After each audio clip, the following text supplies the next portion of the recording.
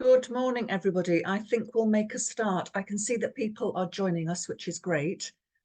Could I ask other people to turn their cameras on, please? It's lovely to be here again this morning. We haven't done a webinar for quite some time, so it's lovely to be back. We did an awful lot during lockdown, and we got to be sort of past masters at it, so we're sort of re-remembering how we do them. Today, we're really pleased to be talking about the big copper switchover.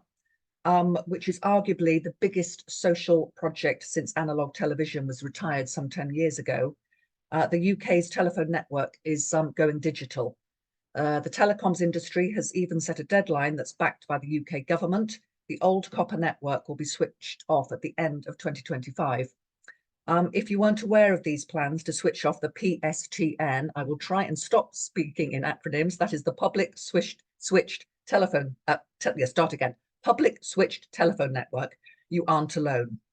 When telecare provider Taking Care surveyed a representative sample of more than 2,000 UK adults in March 2021, they found that 91% were unaware that all phone lines would become digital by the end of 2025.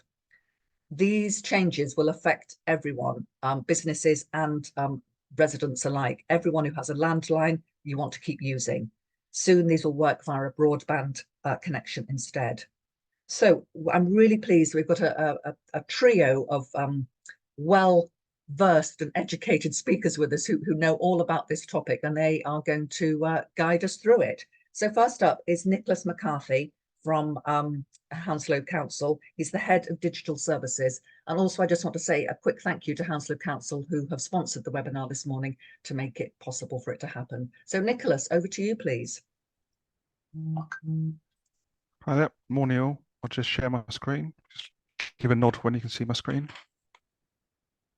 Yep, good. Right. So yeah, as Sally said, I'm Nick McCarthy. I'm head of digital services at Hounslow. That includes all the day-to-day services the council delivers for digital wise. So a lot of them internal facing, but do a lot of work on external connectivity for both fixed, which we're here to talk about, which is a fibre copper to your premises, and also mobile coverage in Hounslow as well. We work both locally in Hounslow with West London Alliance as well. So I'll go on to the next slide. So what is the big copper switchover? So currently, there's an analog copper wire networks used right across the UK. That's in all areas. That's gradually being switched off. The big change to call out at the start of this is there's no central power provided in the event of a power outage. So when, for example, at the moment, you've got a phone at home or it's used for anything at all, when the power goes off, unless you have any local arrangements, that line will stop working until power is restored. So particular issues you might have is around what's called a router, which connects to your internet connection. That's got to have power as well. So imagine at home losing your Wi-Fi. If you haven't got any backup, then you lose your any connectivity at all, and that includes any kit you may have that has a mobile SIM in it that needs local power to keep it running as well. Doesn't have battery backup. The process overall is managed by Openreach. They're one arm of BT. They're not directly the people who provide services to businesses and residents. One of the reasons it's going is because the kit's old and costly to maintain. So even to the point where the people who actually support it are gradually exiting the job market. In some areas, there are some exchanges that are creaking, and when the equipment goes, the real world effect is up to 10,000 people. Business can lose their connectivity at once. However, each provider has their own timescale. So to Openreach, they've got over 200 different what they call carrier providers. I think it's a current term. So you might be Sky, might be there's all kinds of different Vakai version, all sorts out there. Talk. They're people actually doing the changeover, who are actually responsible for the comms with businesses and residents. So the switch off is by 2025. The old lines can no longer be ordered. That was as from, I think it was September last year. So when you now move into your premises, any new line you get will be the new digital setup. So the way we've explained in the past is a Y2K moment. So any device that uses network will stop working unless it's upgraded. This will be done by line. So it could be, if you were my next door neighbor, you could be upgraded tomorrow to the digital network. but somebody else across the road could be updated in a year's time. So please don't assume if it's you'll get comms from your provider direct, but and each provider will do things slightly differently as well. It's also worth calling out that 3G has been switched off mobile providers. Again, each provider, Free, Vodafone, T-Mobile, sorry, EE now, have their own timescale for this as well. But that will mean that any SIM, what they call SIM cards that use that connection, will stop working once that provider turns off their network in that area, and that's been done gradually. Some providers have already started that one. So if you've got any point of sale systems that use mobile connections either now or backing up for the new digital world, then they're worth checking as well. So I'll go on to the next page. So just giving an extent of what the problem or what the possible issues are out there. So again, services using those lines will stop working. If they stop working, they could result in high cost vulnerabilities, because once switchover happens, it's gone. When you move house, move premises now, you will get the new connection. There are costs that can be cost attached to adaptation. There can be some opportunities as well, depending where your business is in terms of providing better connectivity to your customers. There are technical challenges with some providers emerging, which can lead to more costs. This is more if you're providing alarms to individuals. So at home, people have, we call it in Hounslow, it's called landline, where people have a device in their house which links to a pendant which they press if they get into distress. And some providers are better than others in that area as well. In terms of what could be impacted, so literally it's anything and everything. So CCTV, a lot of those rely on old analog style lines. Security and burglar alarms, this could apply to anything you've got at all, again at home or in your business as well. A lot of door entry systems rely on this kind of kit as well. Unfortunately, some payment lines, so even some cash machines, will still rely on the old analog lines as well. If you're in large premises, lift alarms often rely on a phone line as well, so they're affected. And with lift alarms, there's particular challenges around where the line is and getting power to where that line is. So in some cases, you can use again mobile devices to do that, but there's pros and cons around the coverage you can get as well. Parking payment machines is another thing that's affected. For us, the council working with TfL, traffic lights are affected. In-house and external telephony, so you haven't yet made the move to what we call VoIP IP telephony. Might be various terms you might hear, and that is affected if you're using some of the older kit that BT and Virgin others sell. That some of that has stopped working as well and will continue to move forward as well. Telemetry, so for us, the council, by that we mean stuff like such as traffic monitoring, water management. A lot of these rely on the phone lines in Hounslow. That affects us from our air pollution sensors, which we're relying on an old phone line as well. So anything you can think of at all that's got a connection out to the digital world is affected by this changeover. So it's worth checking literally everything you've got in the business to see if it's affected or not. On this bit, so the overall view, straight problem is that most businesses, and this applies to public sector bodies as well, this is a typical view, will have an incomplete view of analog technology.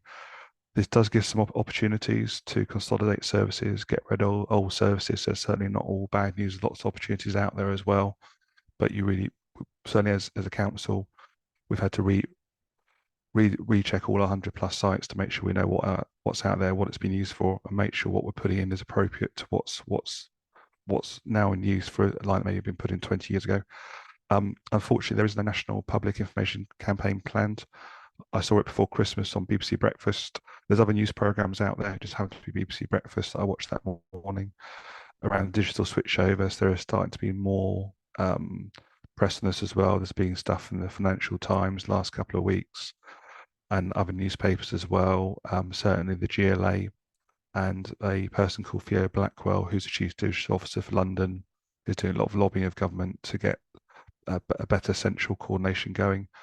But can't get away from that. Budget and expertise is needed to fix this if you're not already on that journey as well. And I can't sugarcoat that anymore. But again, it can be a great opportunity as well. Certainly, we've been putting in new fibre lines to our libraries, children's centres, 56 spaces, and we're seeing an incredible increase in speeds in those sites and take up of public Wi-Fi as well. So it can be a real opportunity depending on how your business is set up. And then on to the last slide. So I've put some useful links on here. So these are all links that don't need any logins or anything at all. They're from, so it's Ofcom, who are independent of any provider. There's a government link there as well. And there's a separate link as well for the Digital Alliance, which again is, these are all I've kept away from giving you links to Virgin, BT, sorry to say this, Tim, Community Fibre, ITS, Justin, sorry, in advance. So it's all purely, it's all supplier agnostic. So that's all I was going to say at this point, Sally. So I think we're doing questions at the end. So if I hand over to Nick. Yeah. No, that's interesting, Nicholas. I mean, why isn't there going? I mean, is it just down to money that the government aren't going to do a national campaign about this? I mean, it sounds quite major to me. It's as major as it gets for me. So if I go back to the analog to TV switchover, if you switched on your TV, you were told, you won't be able to watch EastEnders anymore on an analog device, which, whilst I'm a fan of EastEnders, isn't life affecting. But this is, I think the reason is this cost. People just don't quite assume everybody's using a mobile is more digitally friendly. But there's a cost element, and I think sometimes it's not always people. Some Openreach have made the decision a long time ago. I think some people haven't quite believed what this actually means in reality, because the decision was made some time ago. I think the assumption was that we would have caught up by now and that it will be a minor thing. But certainly as a council, we're particularly focused on our residents, because that's kind of the life and limb services we provide for a link line as well. But there's lots of other effects as well. So I don't know. I think the reason is principally because it's going to be different. There's no one big switch off, so they haven't got a big lever they can turn in December 25. It's going to be area by area and by providers. I think that's the crux of the issue. There's no one big date when it's all going to stop working by. Thank you. As long as you can reassure us that Hounslow Council have got it under control and our traffic lights will still work. Yep, and the parking meters, unfortunately, as well, or anything like that will still work as well, I'm afraid. Yeah. Okay, thank you very much. As I say, this is going to affect businesses and also residents. So next up, we've got Justin Robinson from ITS Technology talking about the business side of things, and then we'll come on to the residential side. Justin. Thank you. Just give me one moment. Can you all hear me fine?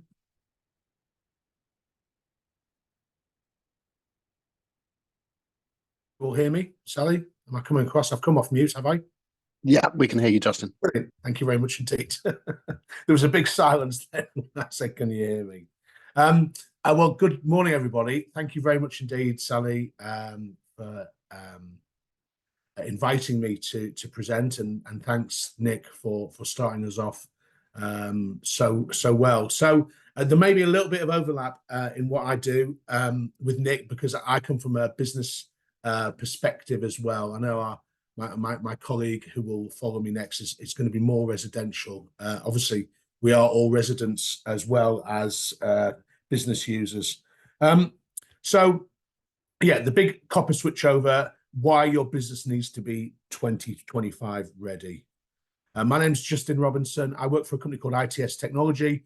One of our main claims to fame in London is that we have a joint venture with Greenwich Council in the southeast of London, but we also work very closely with a lot of West London councils, Merton, we're in Twickenham and Wandsworth. So yeah, so we have a very good spread of working with a number of the providing network in a number of London boroughs, both west, north, south and east.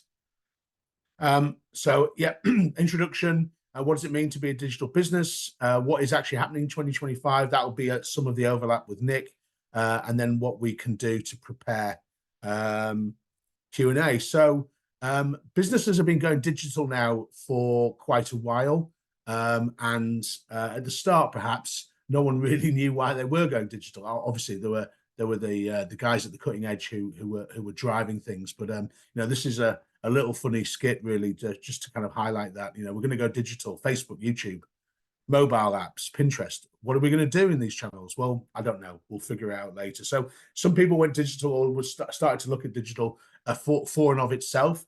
That has definitely changed in the last few years. So in the last few years, as I'm sure you're all aware, and many of the participants on this call, will have probably started that digital process and in terms of websites and mobile apps, etc. But everything is digital now.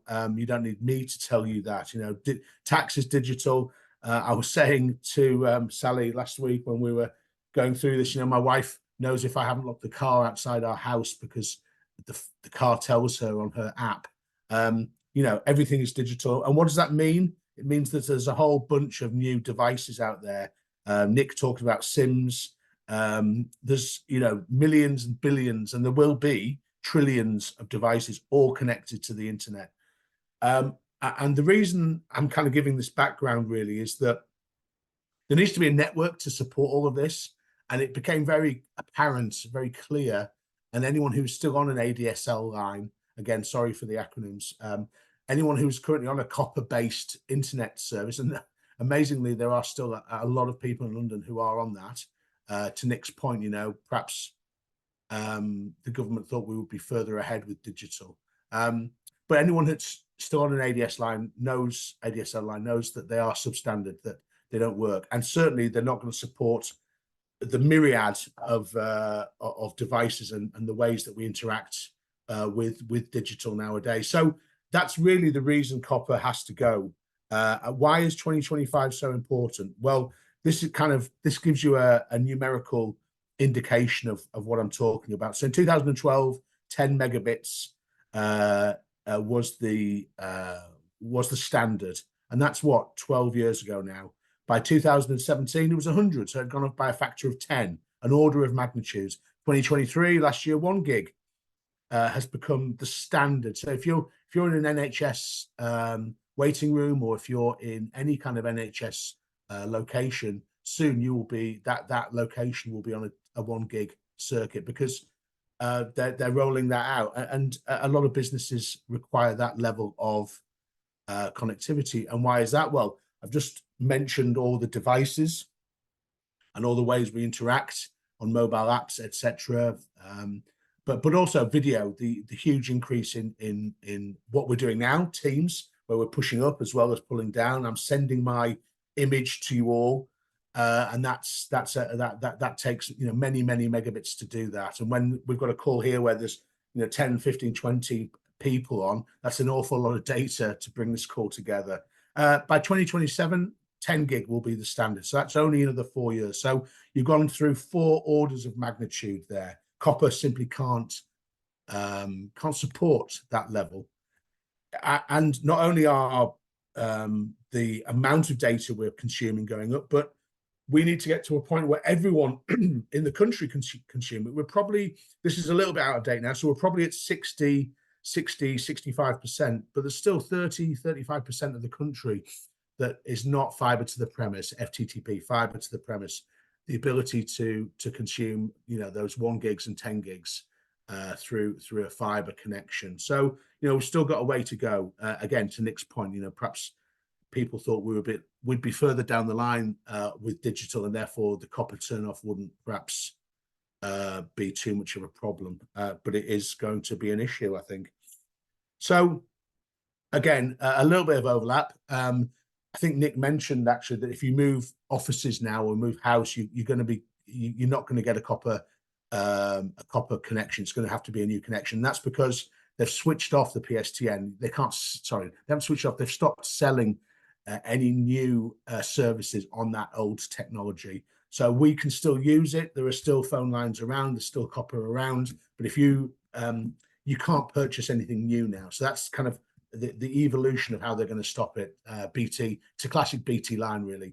They'll stop selling it, and then a year or two later, they'll ensure that what's left is turned off, 2025.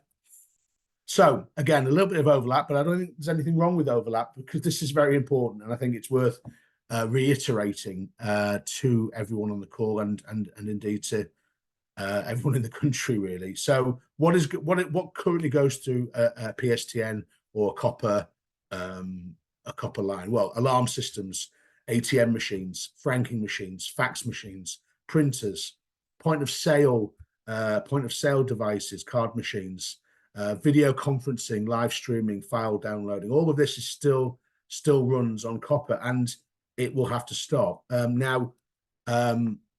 Every one of those devices a company will have a supplier for, and therefore I'm going to get to that the slide in a moment. But if you have some of this equipment, if you have some of this infrastructure that you think will need to be changed, then it's the first point of call will always be the supplier of the device or the service.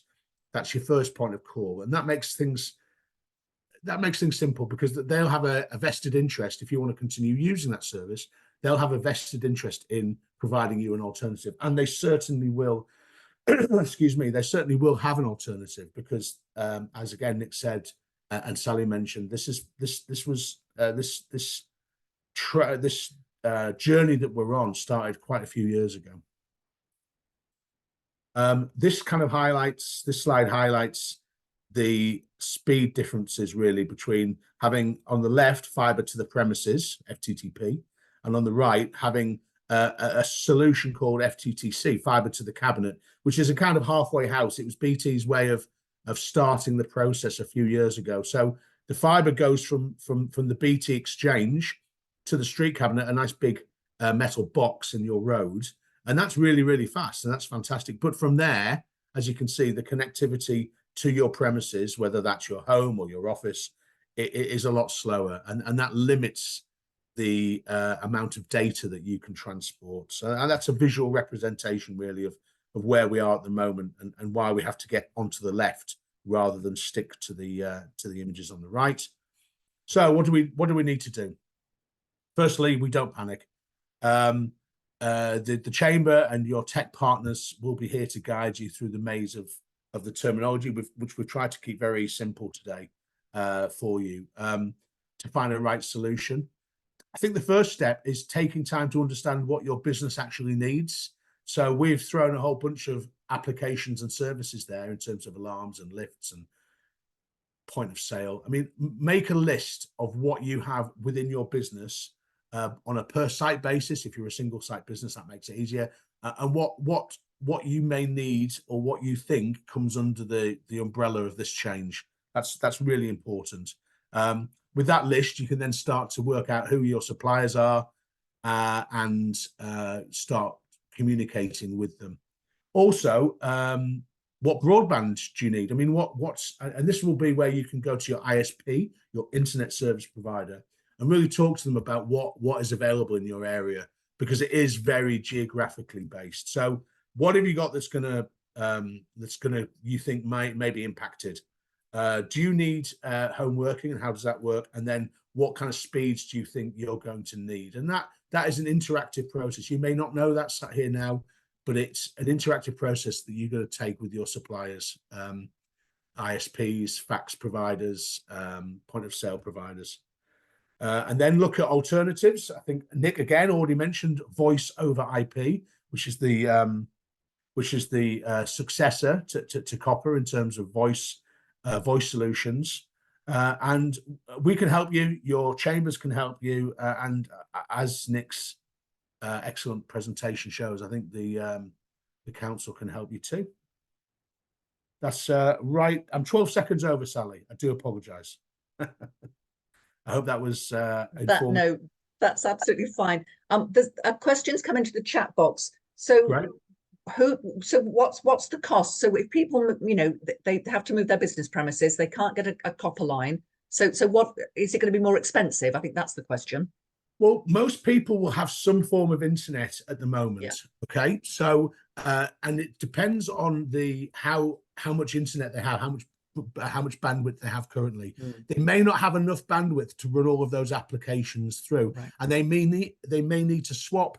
They may need to share some of those services across SIM, across mobile, as Nick said. So it's a case of, if you have a decent fibre connection already and you just haven't moved your voice to it, then all you're doing really is consuming some more of your bandwidth that you already have. Let's say you had a 100 megabyte line into your premises. Running voice over that is a very low impact on that 100 meg. Even 10 meg to be honest, you'd probably be able to run 2 or 3 or 4 phone lines across that. So you would have to have new equipment, certainly, because the old equipment is analog, running over copper. So you probably need some new equipment. But again, that kind of comes back to talking to your current suppliers. Who do you get your phone system from already? They will have a digital solution that they've had them for years, and then understand the cost implications. Of course, with digital on phones specifically, the last time I used a phone, I can't remember. I have a headset and I have an application on my laptop. So it doesn't have to be a lot more expensive. I think there will be some cost. I think Nick's slide earlier, that you need expertise and you need budget.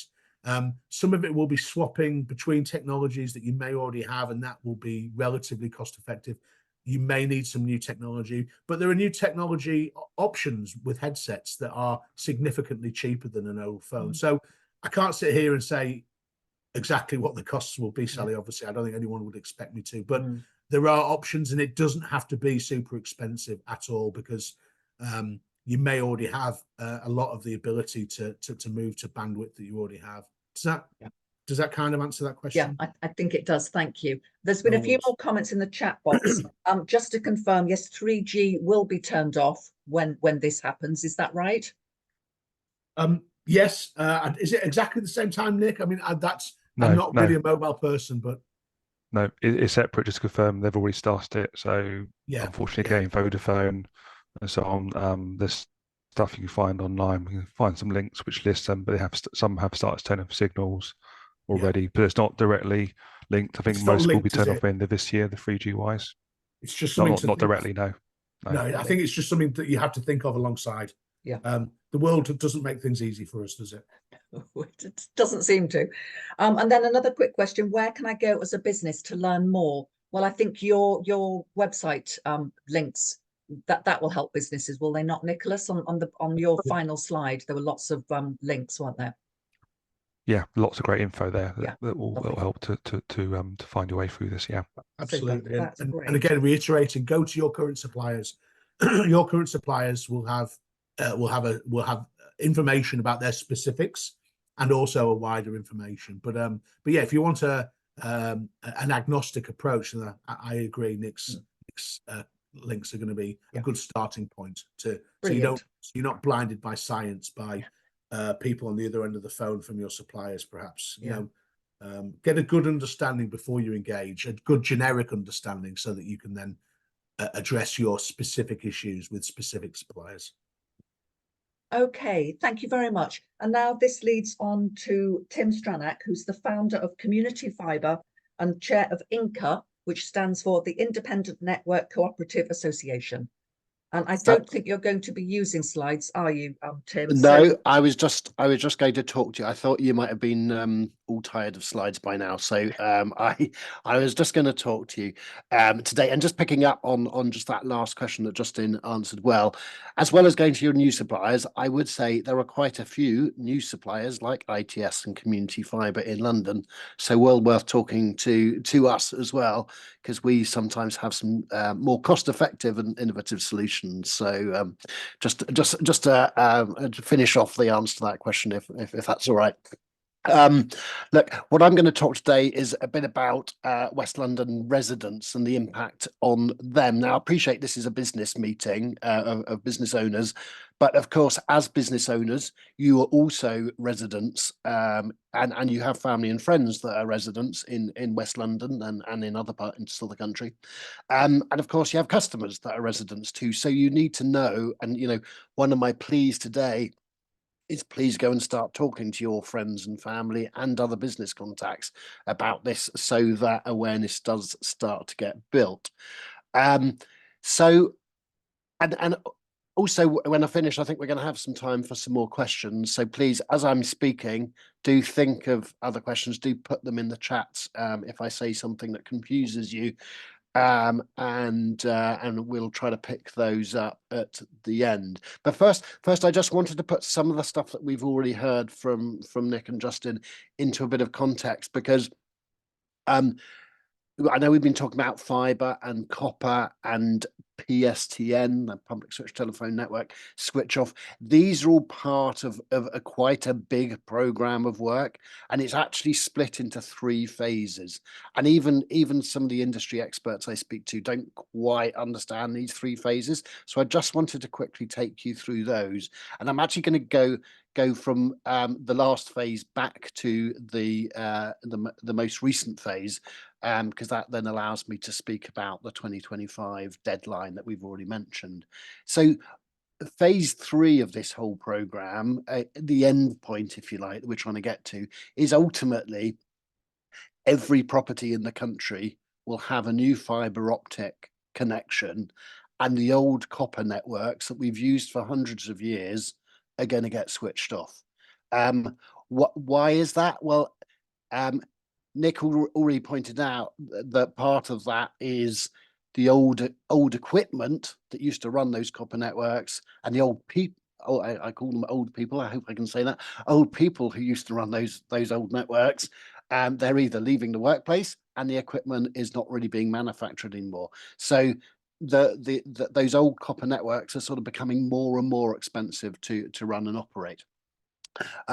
Another factor in this is actually Openreach's BT's leases on their exchanges, their exchange buildings that they use to run these copper networks.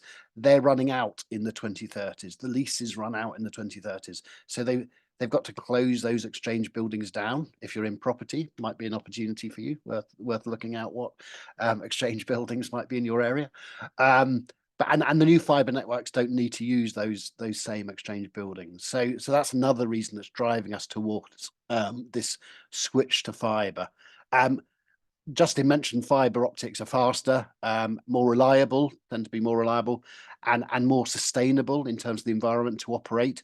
And so that's another reason. And frankly, it just costs more to run both a copper network and a fibre network at the same time. So you can understand why those who have got an old copper network are closing them down and moving us onto fibre. So by probably the late 2030s, I would predict at the moment, everyone will be on a fibre connection, and they'll be able to close those copper connections down. So that's the end goal we're trying to get to. There is, of course, the interim step as everybody slowly moves from the copper networks to the new fibre networks.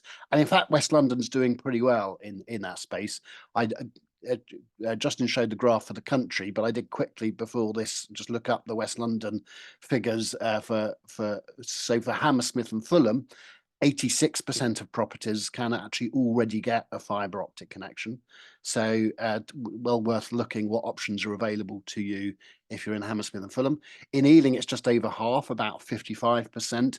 Hounslow is a bit behind. It's 44%. That's probably just a consequence of it being a bit more outer London borough, and some of the properties are a bit harder to get fibre to.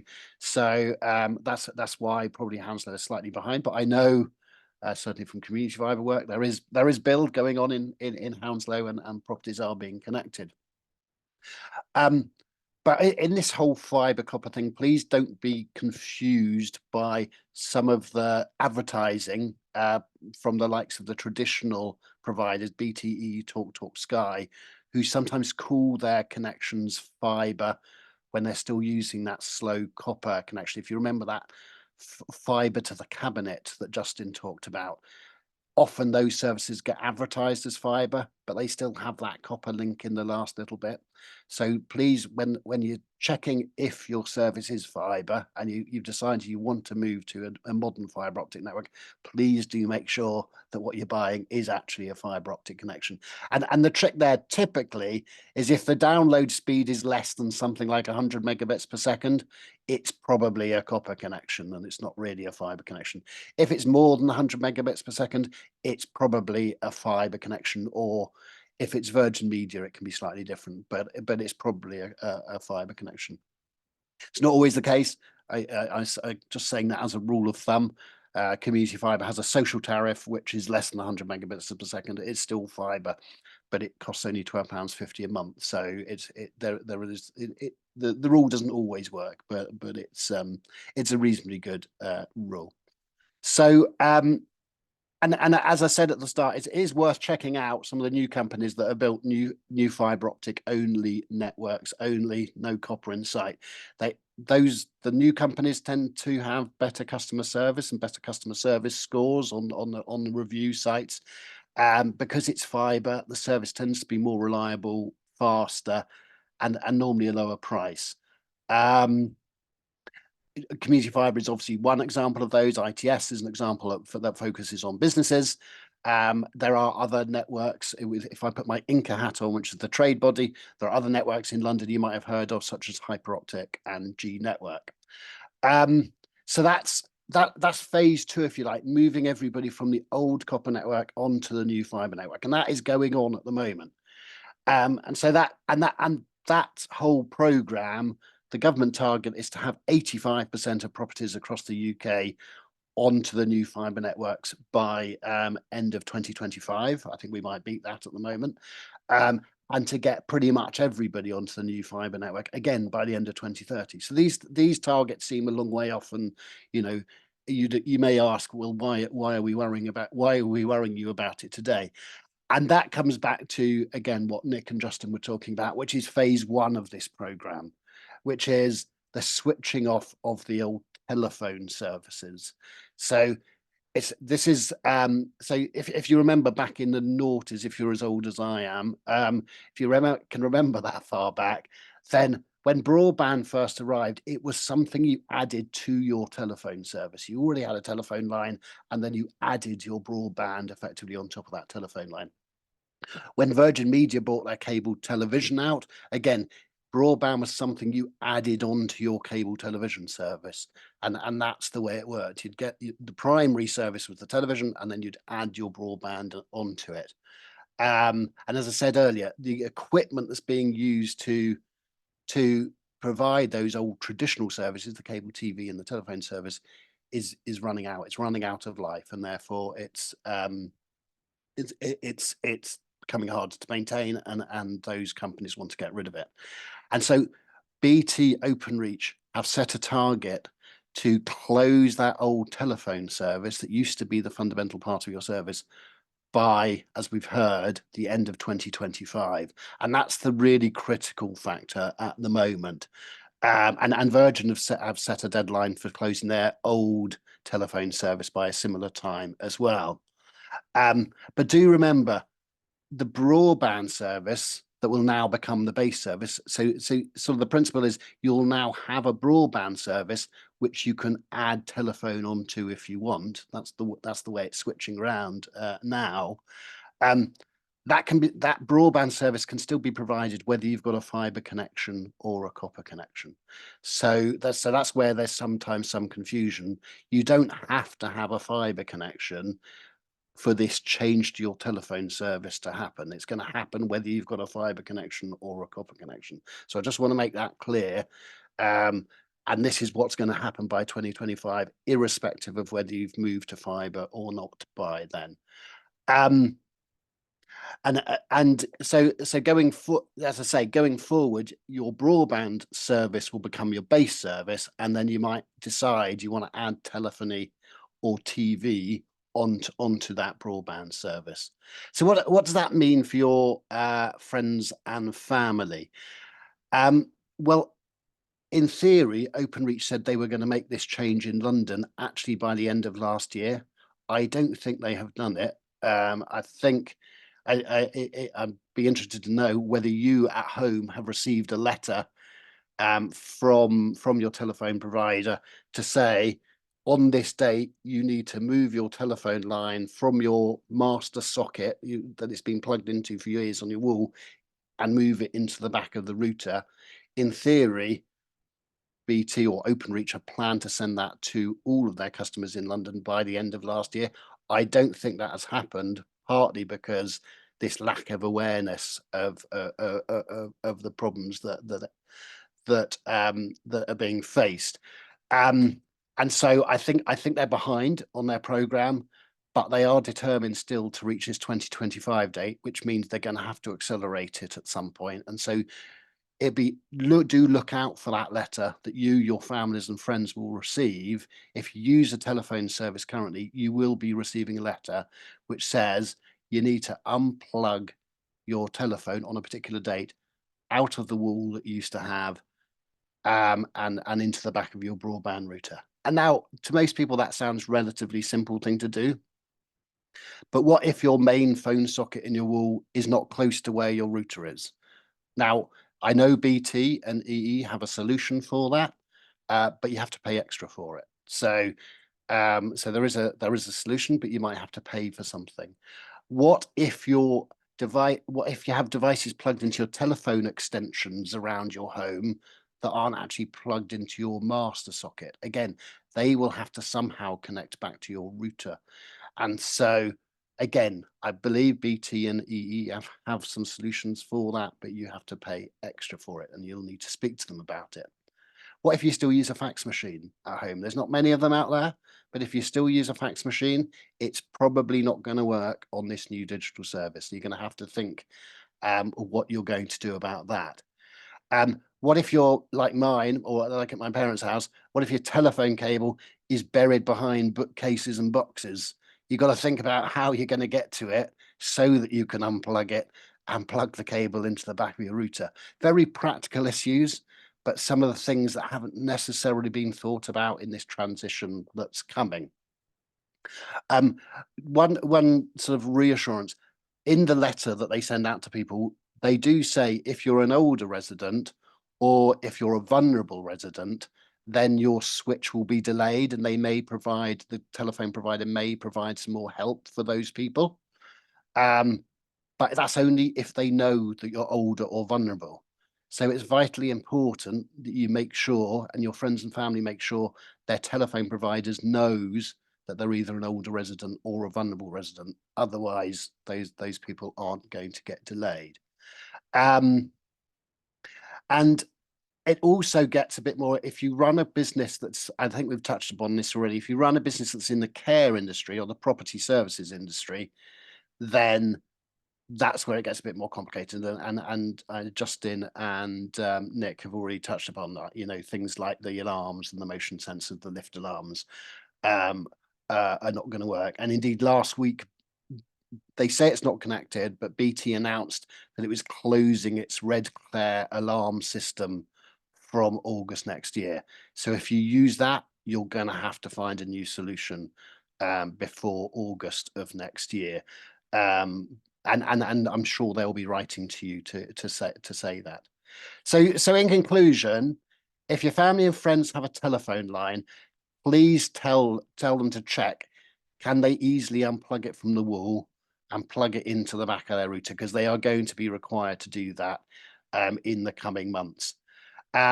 Also, if they use a telephone line and they're elderly or vulnerable, make sure their telephone service provider knows about that, because then they may be able to get some special help in making this change. Obviously, if you work in the care industry or the property services industry, as both Justin and Nick already said, start checking now whether your systems are going to continue to work when we make this move to digital voice by the end of 2025. And of course, if you're fed up with the poor customer service you're getting from your existing supplier, then do come and have a look at some of the new suppliers that are available in London. And sorry for that little promotion at the end, but that's it. That's fine, Tim. That's great. Thank you so much. So it's basically the worry is the elderly people and these health pendants that is an area of concern.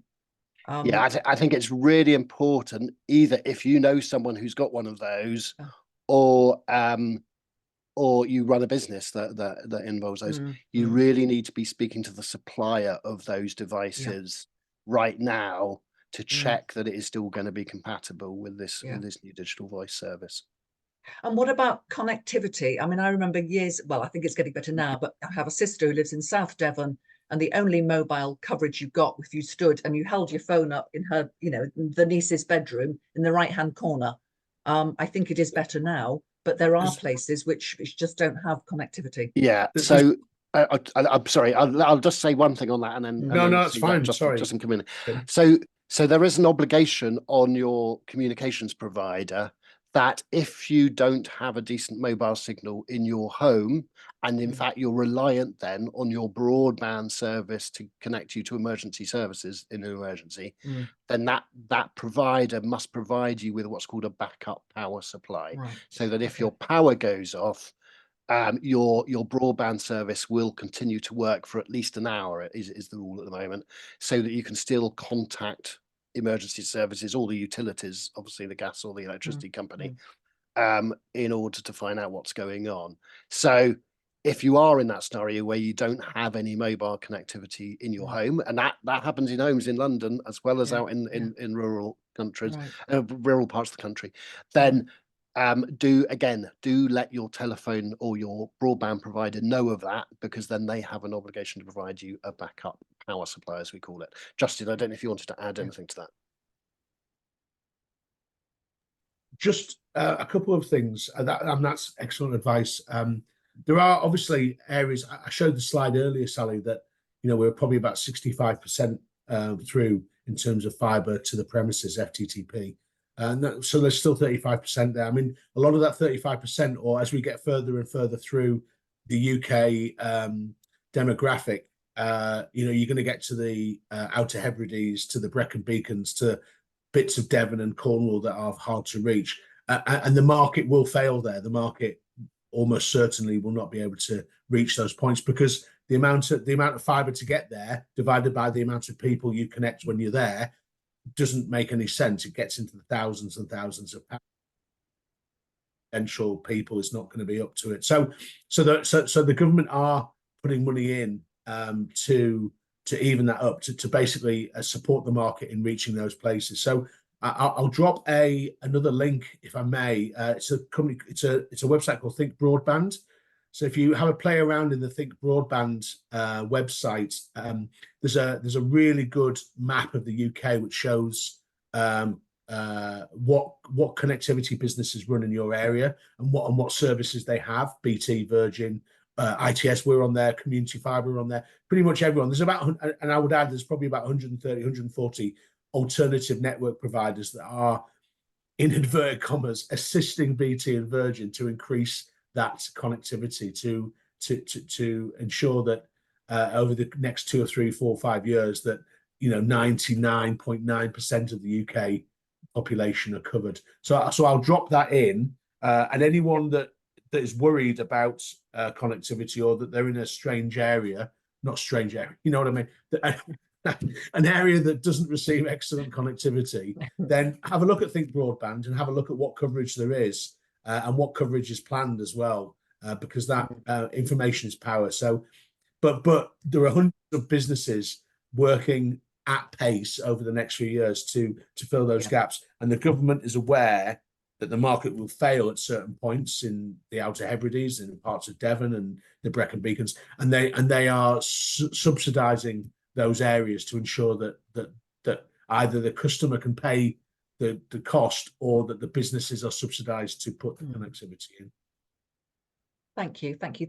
Right, well, now we have Darius with us this morning. Darius is doing some work experience with us, and he's been doing some homework on this. So Darius, do you have some questions? Well, you guys were discussing the possibility of having different forms of copper networks for vulnerable customers a second ago, and I was curious, does that still stick even when the 75% of fibre network has been implemented?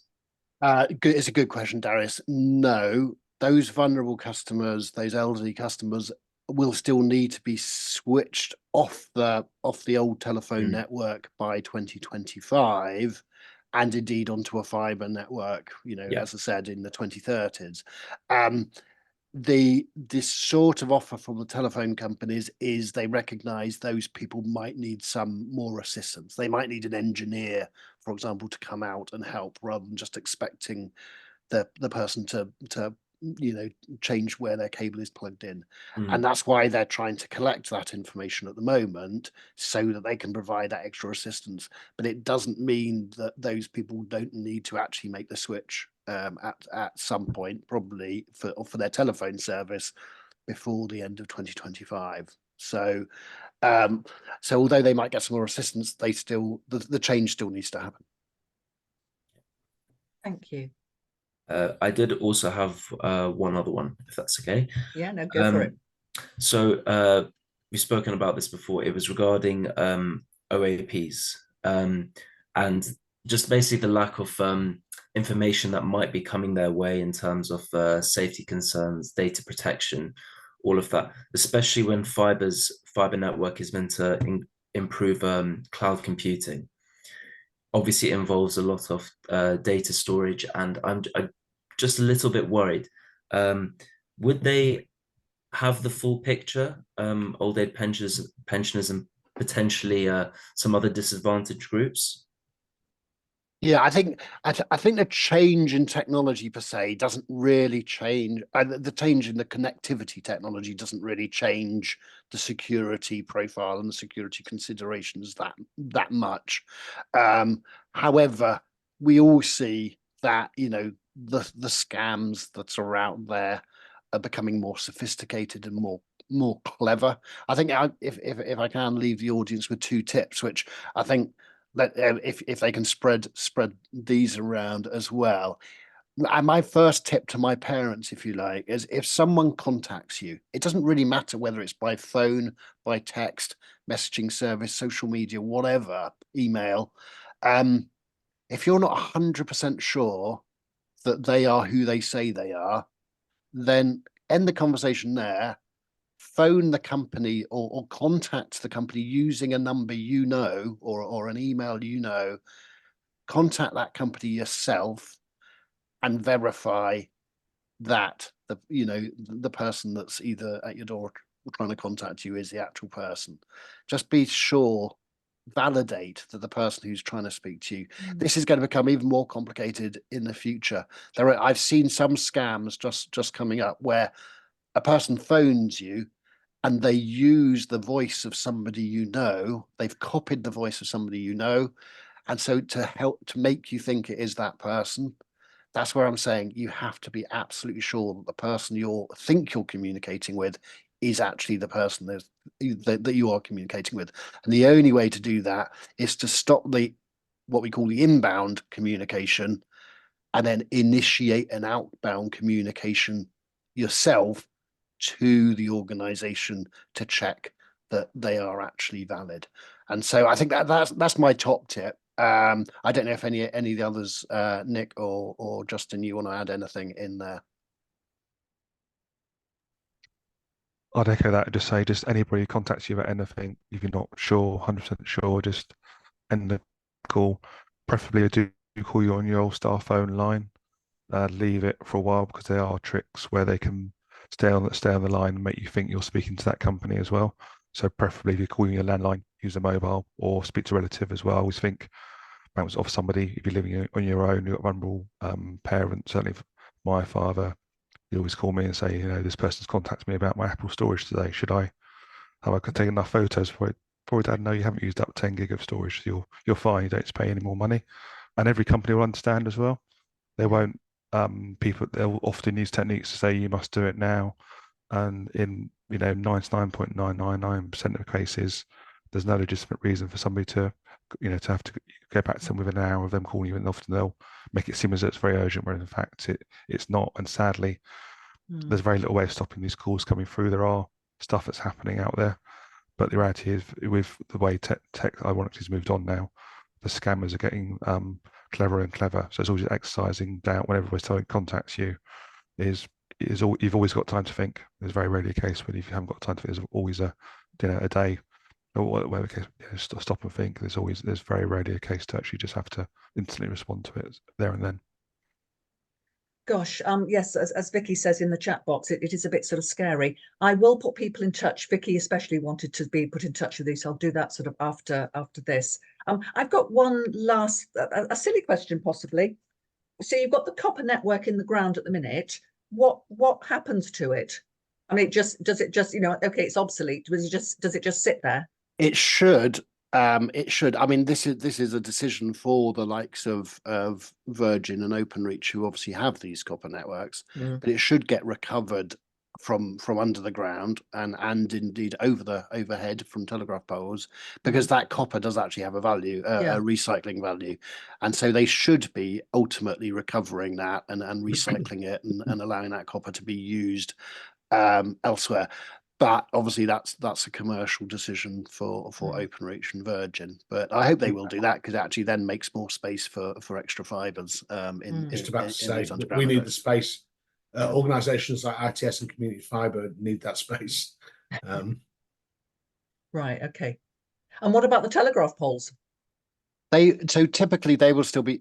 So certainly in Community Fibre, if there's a telephone pole in your road, we're using that to get the fibre to your house. It saves us having to dig up your front garden and dig up the pavements around your street. So the telegraph poles are a reasonably good and effective way of getting the new fibre optics to your property. Okay. So the geography of the UK will not change. I think any questions from anybody? I think we've covered things quite comprehensively. I'm pleased we actually, hopefully, leading the way with this. And I think it should be talked about more. So I'm sure we'll do sort of more webinars as as 25 approaches. I just think we need to be more aware and especially for our elderly neighbours and relations, just let people know this is happening. We do have a business magazine, and I think we need to put an article in that. So I'll be in touch with the three of you. I just think we just need to publicise this more and more. So thank you very much indeed, everybody. Thank you for our speakers for your time this morning. We're 3 minutes ahead of schedule, so spend those 3 minutes wisely. Thank you very much, and have a good rest of the morning. Thank you. Thank you so much.